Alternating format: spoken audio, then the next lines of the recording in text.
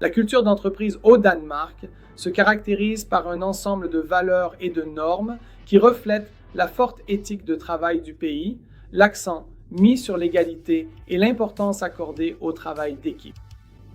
Comprendre et respecter ces aspects culturels est essentiel lorsqu'on fait des affaires au Danemark. Je vais présenter quelques éléments clés de la culture d'entreprise danoise qui, je l'espère, vous seront utiles lorsque vous ferez des affaires dans le pays. Tout d'abord, la société danoise est connue pour sa hiérarchie plate et l'accent qu'elle met sur l'égalité. Et cela se reflète également dans la culture d'entreprise, où les titres et les formalités sont souvent minimisés. Il est courant que les employés s'adressent les uns aux autres par leur prénom, même lorsqu'ils interagissent avec des managers et des cadres. Donc la plupart du temps, le patron vous demandera de parler par son nom ou par son prénom. 10. Accorder de l'importance à un équilibre sain entre vie professionnelle et vie privée. Nous travaillons donc généralement à des heures raisonnables et accordons la priorité au temps personnel passé avec notre famille et nos amis. Les heures supplémentaires ne sont généralement pas la norme et la plupart des gens quittent le travail à l'heure. Bien sûr, c'est différent dans le cas des entrepreneurs et des personnes qui dirigent leur propre entreprise. Je fais plutôt référence aux salariés ou aux employés sous contrat. Le travail d'équipe est très valorisé dans les entreprises danoises. Ainsi, la collaboration et la recherche de consensus sont des pratiques courantes. Les décisions sont souvent prises collectivement. Il n'y a donc pas de hiérarchie stricte du type « je suis le patron, je prends les décisions, tu es mon employé, tu dois juste m'écouter ». Ce n'est pas vraiment comme ça. Les réunions sont considérées comme des occasions de discuter et de partager des idées. Ainsi, la croissance de l'entreprise provient la plupart du temps de la bonne relation avec les clients. De ce fait, les patrons ont l'habitude d'écouter ceux qui sont tout en bas, disons, de la structure de l'entreprise et qui travaillent directement avec les clients. De plus, les Danois accordent une grande importance à la ponctualité. Arriver à l'heure à une réunion ou à un rendez-vous est considéré comme une marque de respect et démontre du professionnalisme. Si vous avez quelques minutes de retard, pensez à prévenir ou à envoyer un message ou à appeler la personne avec qui vous avez rendez-vous pour dire « je vais être en retard ». C'est acceptable. Et de préférence, ne le faites pas une fois que vous êtes déjà en retard, faites-le à l'avance. Cela sera également un signe de respect.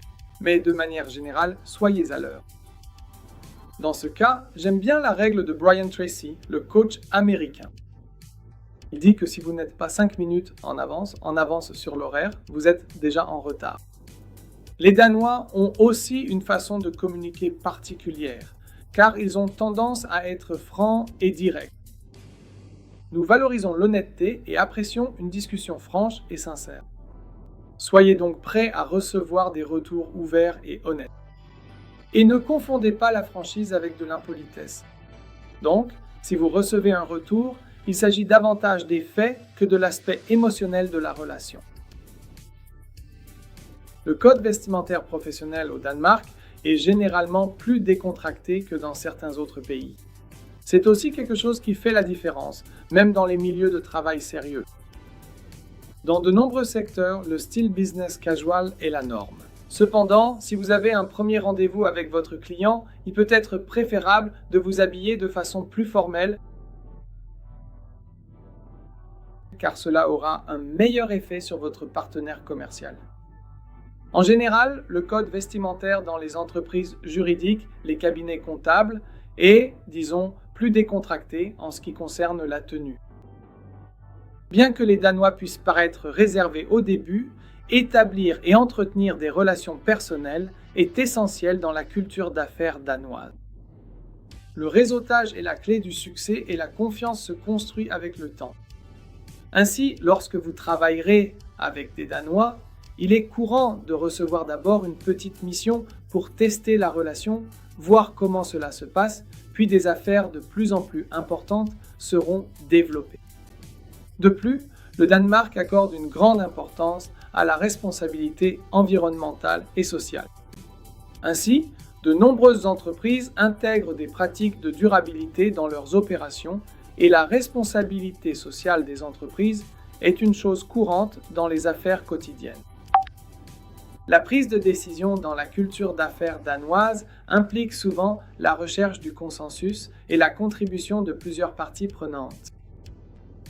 Ce processus peut prendre du temps, mais il est important d'obtenir l'accord et l'engagement de toutes les parties. De plus, les Danois accordent de la valeur à l'éducation et au développement des compétences. Ainsi, la main-d'œuvre est très instruite et l'apprentissage continu ainsi que le développement professionnel sont vraiment encouragés. Il n'est donc pas question d'apprendre quelque chose puis de continuer à faire la même chose tout le temps. Non, il faut toujours se développer. Et prendre soin du développement de vos employés est une pratique courante. C'est un atout, mais c'est aussi une norme. De plus, il est d'usage de planifier les rendez-vous bien à l'avance. Les visites imprévues peuvent ne pas être bien accueillies. La gestion du temps est donc très appréciée dans ce contexte. Bien sûr, si vous êtes entre amis ou que vous entretenez une relation proche avec quelqu'un, c'est différent. Mais dans la culture d'entreprise, de manière générale, il faut appeler à l'avance et fixer un rendez-vous en convenant par email de l'heure et de la date, un moment précis. De plus, offrir des cadeaux n'est pas une pratique courante dans la culture d'entreprise danoise. Les cadeaux peuvent être perçus comme une tentative d'influencer ou de créer des obligations. Donc, si vous souhaitez offrir un cadeau à quelqu'un, cela sera acceptable, mais seulement une fois que la relation professionnelle est déjà établie, pas dès le tout début. Et bien que les lieux de travail danois soient généralement plats et égalitaires, les décisions peuvent tout de même être prises par la direction, car il doit toujours y avoir quelqu'un qui assume la responsabilité. Il est donc essentiel de respecter la hiérarchie tout en encourageant la participation de tous les membres de l'équipe. En comprenant et en acceptant la culture d'affaires danoise, vous pouvez établir des relations positives, favoriser la confiance et augmenter vos chances de réussite dans vos affaires au Danemark. Il est donc conseillé de s'informer un peu sur la culture d'affaires danoise avant d'entamer toute relation.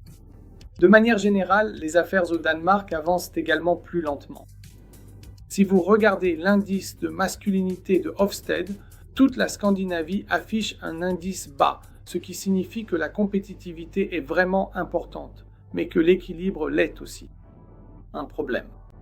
Essayez donc de comprendre la culture, et si vous faites des affaires au Danemark, essayez de le faire à la danoise.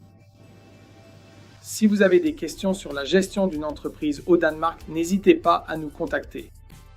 Nous vous souhaitons bonne chance dans vos affaires.